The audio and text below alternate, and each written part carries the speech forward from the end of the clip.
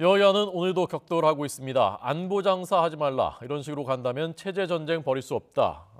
라는 언사들이 나왔습니다. 최문석 기자 나오십시오. 네, 정치부입니다. 네, 여야 오늘 움직임 자세히 전해 주시죠. 네, 오늘 국회의장실에서 여야 원내대표가 만났지만 결실을 거두지는 못했습니다. 정세균 국회의장은 2월 임시국회가 끝나는데 아직 손에 쥐는 것이 없어서 걱정이라며 여야 원내대표의 특별한 노력을 주문했습니다. 이에 더불어민주당 우원식 원내대표는 2월 국회에서 공직선거법 꼭 통과시켜야 하고 상가 임대차 보호법 등 민생 법안도 산적해 있다는 야당의 협조를 당부했습니다.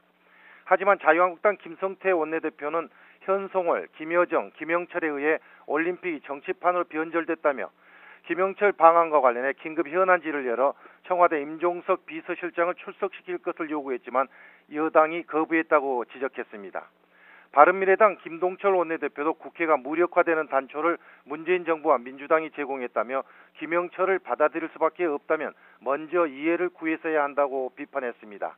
여야 원내대표는 1시간가량 비공개 회의를 열었지만 입장차를 좁히지 못하고 회동을 마쳤습니다.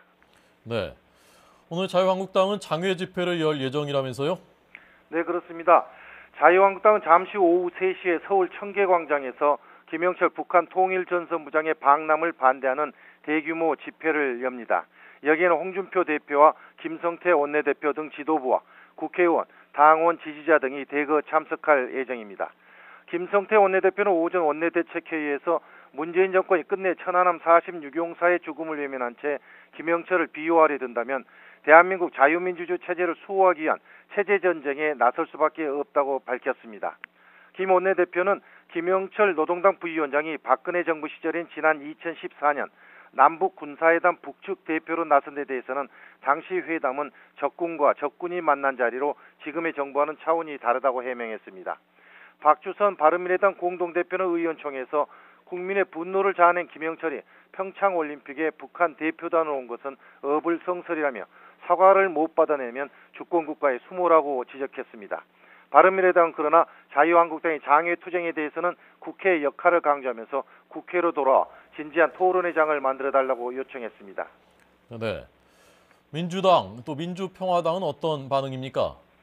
네, 두 정당은 반기는 입장입니다. 더불어민주당 추미애 대표는 김영철 북한 통일전선부장의 방문에 반발하는 자유한국당의 대규모 장외투쟁에 대해 색깔론 물타기에 저급한 속셈이라고 비판했습니다. 추 대표는 최고위원회에서 국회를 파행으로 이끈 한국당이 오늘부터 대규모 장외투쟁에 나선다고 한다며 자신들이 집권할 때 아무렇지도 않게 만난 인사를 만나선 안 된다는 것은 억지라고 말했습니다.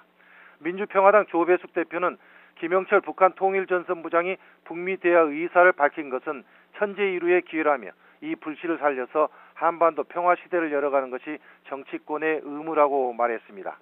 조 대표는 안보 문제는 여야가 따로 있을 수 없다며 자유한국당과 바른미래당의 전향적 사고와 동참을 요구했습니다. 지금까지 YTN 최문석입니다.